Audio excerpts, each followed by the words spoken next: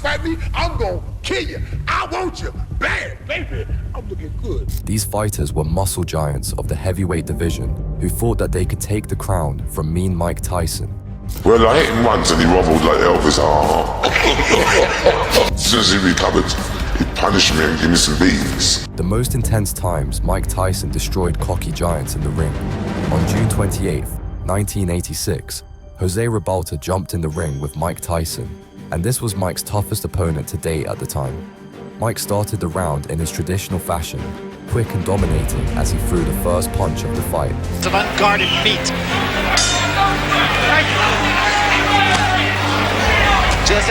Rabola did his best to keep his distance, but he ended up cornered against the ropes immediately.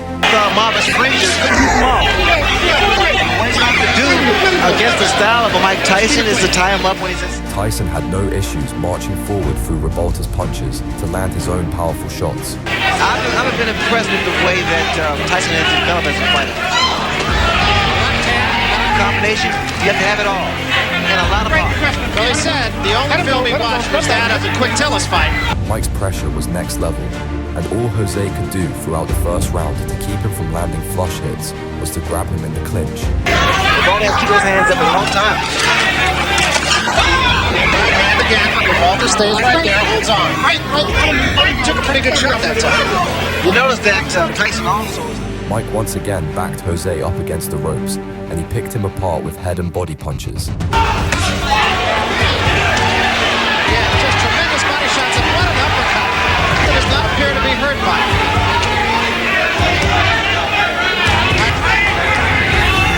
All right, great. Watch your head. The second round looked to be more of the same until a heavy uppercut from Mike knocked Jose to the canvas. Back. Comes back slow and it drops. So counter right hand by Mike Tyson is invited. And there was an uppercut. What a shot. Jose made it to his feet, but Mike was out for blood now and pelted him with consistent body shots.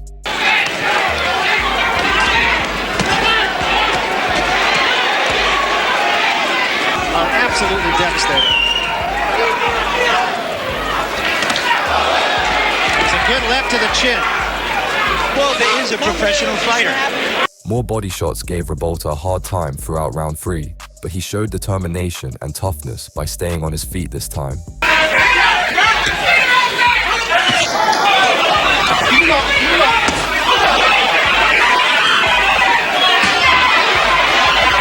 good examples right there. Then he uppercut behind him. Hold on, you guys, let him go. Step back. Nice and clean. Long left hand. No. Round 4 and 5 saw Rabola hold his own quite well against Mean Mike Tyson, but he wasn't really able to do anything against Mike's swarming pressure.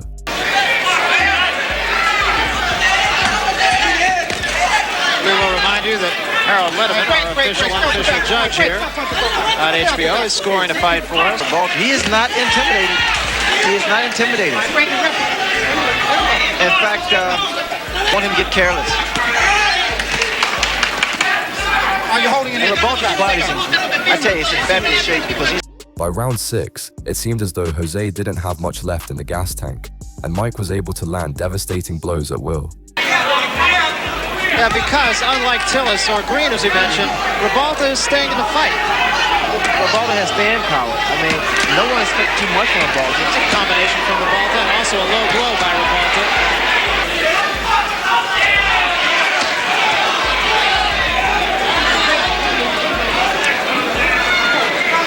In round 7, Jose somehow managed to keep his defense intact as Mike picked him apart with body shots that were clearly doing damage. All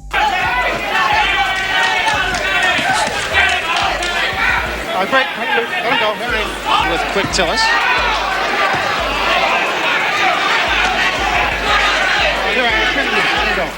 Step back. Round 8 saw some intense action as Mike landed a powerful combination that knocked Jose's mouthguard out of his mouth before knocking him onto the canvas yet again. The decided underdog, Jose Rabola.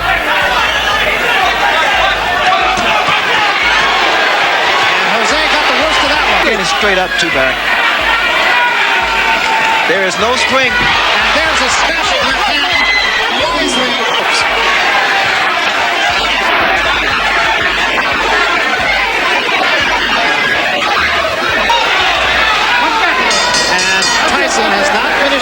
Somehow, Jose is able to survive yet another round, but round 9 is clearly a more dominant round for Mike, who's not letting up on offense one bit. Another big left hand. Oh, his legs. And he's out. He's really out. And just on top of Mike Tyson. And Tony battling by the chin of Rabola. It's only a question of time now. Hand of Rabola. Watch for him, straight right hand. For Mike Tyson or the uppercut. Round 10 was the end for Jose though, as Mike managed to knock him down with a deadly left hook. Oh, what a shot! And Rabola is down. Immediately after that, the referee called an end to the fight with Mike landing a crazy combination. That's a fighter. And that's it. He could win the fight, but I think the official was wrong.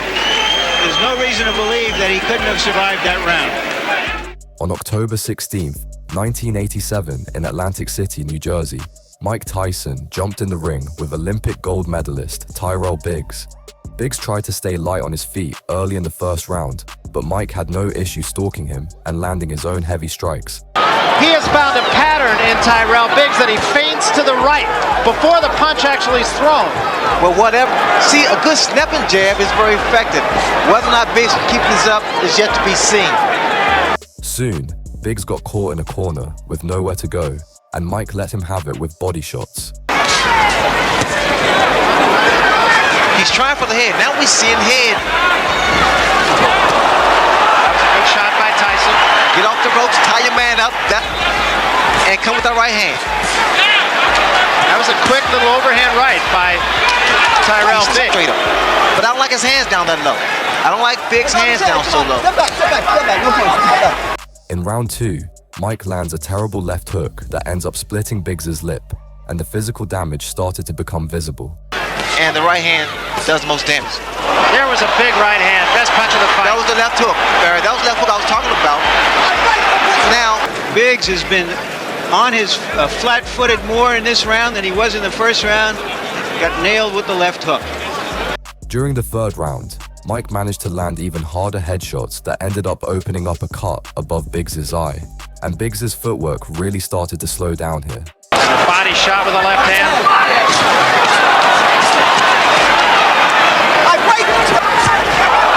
And another big left hand, and Biggs is hurt. Now he gets out of there. it happened with David Bay, standing toe-to-toe. Pointed out before the fight. And now it's Tyson just hammering him. By round 4, it was all that Biggs could do to keep Mike at bay, but the pressure from Mike was next level, and he consistently caught Biggs against the ropes where he'd lay out heavy combos.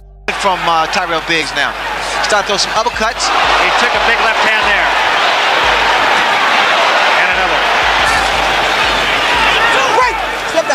another. Amazingly, Biggs finds a way to stay on his feet and keep some of his defense up in the 5th round. But this didn't stop Mike from landing combos that were clearly weighing on Tyrell. Jab to break that rhythm and stop the momentum of Mike Tyson. He continues, Barry, to allow Mike to dominate. He subjects himself, Biggs does, to stand toe-to-toe and being actually a punching bag. Tyson is hard. Good body shot by Mike Tyson. And remember, the doctor was in Tyrell Biggs' corner. In round 6, Mike made it very clear that this fight was his, and he just continued to punish Biggs with no end in sight. Going on a great deal now. There was a right hand by Tyson. And another. This was not necessary. I mean, to make this fight a little easier for him. Instead, he abandoned his tactics. Finally, in the 7th round, Mike lands a hook that drops Biggs to the ground.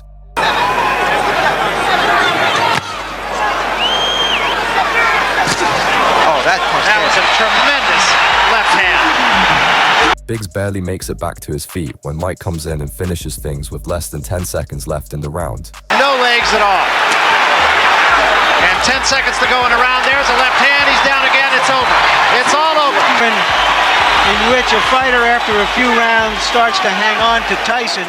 In round 1, Mitch made the mistake of letting Mike in close, and Mike landed multiple head and body shots that took their toll on Mitch early in the fight. First round, and he has them. He told us he definitely has a fear when he climbs into the ring. He says, I think any normal human being who says they're not afraid, not nervous when they get in a boxing ring is either crazy or lying. What is your adrenaline? It's that anticipation. In round 2, it was clear that Mitch had no game plan for Mike that was going to work as Mike landed solid head punches from the clinch. Whether or not this clinching by Mitch Green is going to frustrate Tyson, because it has a tendency to really frustrate a fighter. Green got a couple of punches in, but as far as how solid those punches are, there's no comparison. Now Green holding and hitting.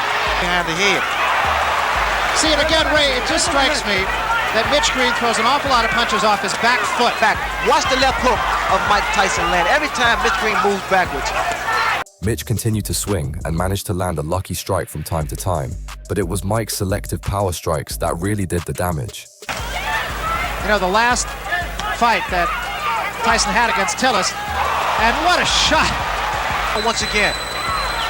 Started to say Tyson and his people weren't happy about the fact that he had a hand free in a situation just like this again. He cannot keep Mike Tyson off of those little inside shots is really busting up. Mike spent most of the 4th round chasing Mitch around the ring and cornering him against the ropes to land shots in the clinch. A touch Witherspoon card, Ray. Lost his mouthpiece 9 times. Is that any sort of indicative of anything in particular? A lot of times. In round 5, Mitch managed to show a few signs of life, but they were nothing in comparison to the fight that Mike was bringing to Green. He's going straight ahead. He's coming straight ahead.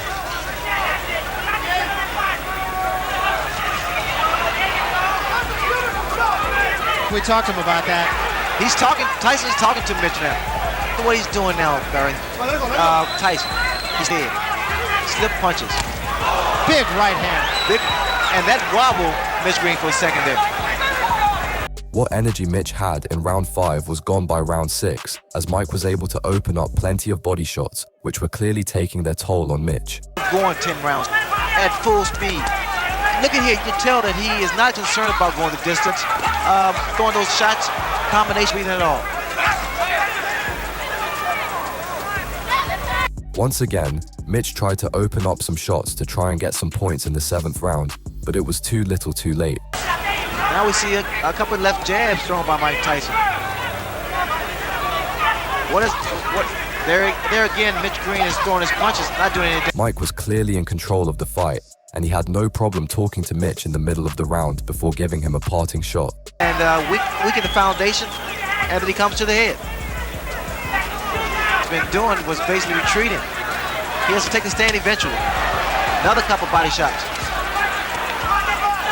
There's the free hand for Mike Tyson. In round 8, Mitch had yet another rather active round, and it did seem as though Mike really felt his punches. More leaning going on in this round. Tyson would throw more punches if Green didn't tie him up.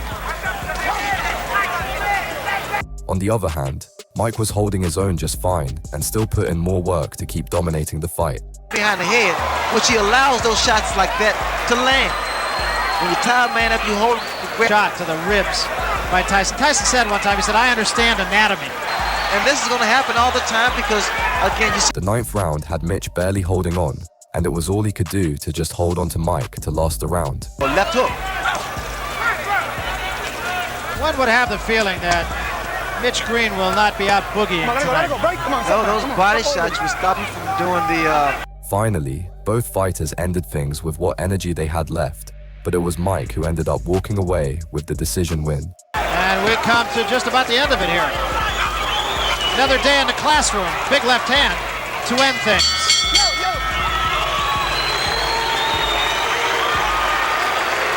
Back in Atlantic City, New Jersey, on July 21st, 1989, Carl Williams tried his luck against Mike Tyson, but his luck had run out. Round 1 started with Carl trying to corral Mike in close, but this was a huge mistake as Mike unleashed a barrage of hooks and body shots as he backed Carl into the corner. The people in Williams' corner are sincerely worried about what he does in the first 30 seconds against the Tyson onslaught. Carl did his best to land heavy strikes, but he couldn't land any of his significant strikes. We'll hear that the strategy to begin with is to hold, and referee Randy Newman says, we're not going to start that way. After establishing the clinch, Carl was able to land some pretty hard hits, but this meant Mike was able to do the same thing. Sort of resilient here because both men have just Both fighters were finding success as they snapped each other's heads back with their jabs.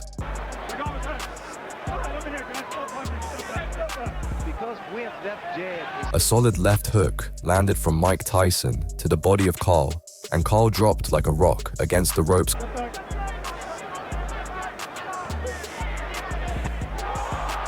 Carl managed to get to his feet in time, but even though he was hoping to continue the fight, the referee decided that he had seen enough and called an end to the fight, with Mike walking away as the victor by TKO. On February 25th, 1989, at the Las Vegas Hilton in Nevada, Mike Tyson fought Frank Bruno for the first time. The fight started off with a bang as Mike Tyson knocked Frank to the canvas early in the first round. How quick he starts. Bruno tries to keep him off. Bruno showing that he's not afraid, hanging on. Bruno's already tagged with the right hand. And there goes Bruno for the first. Frank managed to get back in the fight, and the second the ref let the fighters continue, they went at each other furiously. Bruno's clear, but he knows the power of Mike Tyson. Tyson, if ever there was... During one of the exchanges, it looked like Frank might have an excellent technique for handling Mike up close. Ready. Right hand misses Frank Bruno. Bruno has come to try and mix it up. He's hanging on to the head of Tyson. Mike missed a heavy shot and gave his back to Frank, who took him to the ropes. Well, all the questions about distractions have been answered as Tyson attacks. Bruno doing everything he can to try. Round 2 was more of the same as both fighters got in close and landed heavy uppercuts and hooks to the head and body. He just looks to throw the shot. Bruno was able to block that shot. A quick combination from Frank landed flush against Mike's head, but Mike seemed relatively unfazed by the interaction. See Frank continuing to hold with a left hand behind the head of Mike Tyson. Left hook to the body. At the end of the round, Mike unleashed a barrage of hooks that rocked Frank against the ropes. The right hand catches Bruno. Left hook. Bruno looks ready to go. Now is when he's going to hang on. After the bell rang, Mike seemed to land a punch to the head of Frank, but both fighters went to their corner afterwards. Fight. Bruno at no stage inside is going to give Tyson both hands free. They continue to fight after the bell. Mike started the third round with some heavy hits that pushed Frank against the ropes immediately.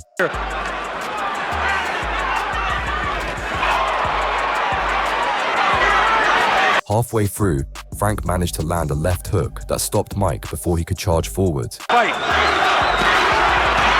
Bruno is caught by a right hand and a left hook. Bruno comes back. In round 5, Frank was clearly exhausted, and he was hoping for an opening that would never come. Eventually, Mike landed a left hook that dazed Frank, and this was the beginning of the end for Frank. The slightest thing good, the crowd here really roars. This place seats about 8,000 or 9,000 here at the Hilton Hotel. Mike sensed his chance, and he was out for blood as he unleashed a barrage of punches. To come off the ropes, scores with the uppercut, lands a big right hand. Bruno's in big trouble now. He's ready to go.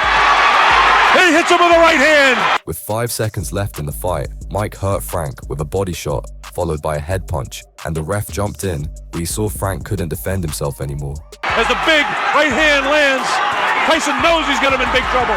If he doesn't answer it, Richard Steele has moved in and has stopped the... Mike Tyson once again fought at the Las Vegas Hilton in Nevada, and on August 1st, 1987, he fought Tony Tucker. Both fighters came out swinging, but Tony Tucker seemed to be lighter on his feet and landed some key jabs early in the fight. I was expecting Mike Tyson to jump right on Tony Tucker. Tucker, I had figured that he should at least tie his man up, try to frustrate Mike Tyson. In round 2, Mike looked to turn the tide as he pressured Tony into the corner against the ropes. Well, you know, Ray, I hearken back to your fight with Marvin Hagler, where after the first round, there was no question in my mind, at least, that you're... While Tony seemed to win the third round, Mike landed some flush hits in the late seconds of the round. All right, let's step back, Mike. Let's step back, Tony. Watch your head. Watch the head. Here we go. For the majority of the middle rounds, Mike was clearly dominating as he picked Tony apart. Very, very tough for Mike Tyson to get inside. Tyson looks right now like he's in it for the long haul here. And there was a big right hand. By round 11, Tony was very clearly exhausted as Mike spent most of the round chasing Tony and landing heavy blows. And it didn't happen for him. Tucker's fighting a great fight.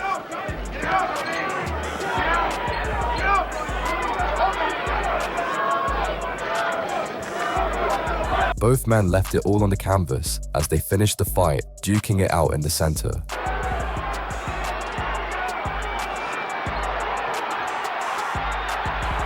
finishing with a flourish.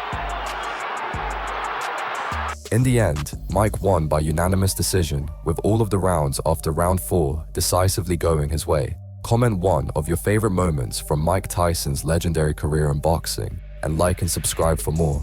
Goodbye.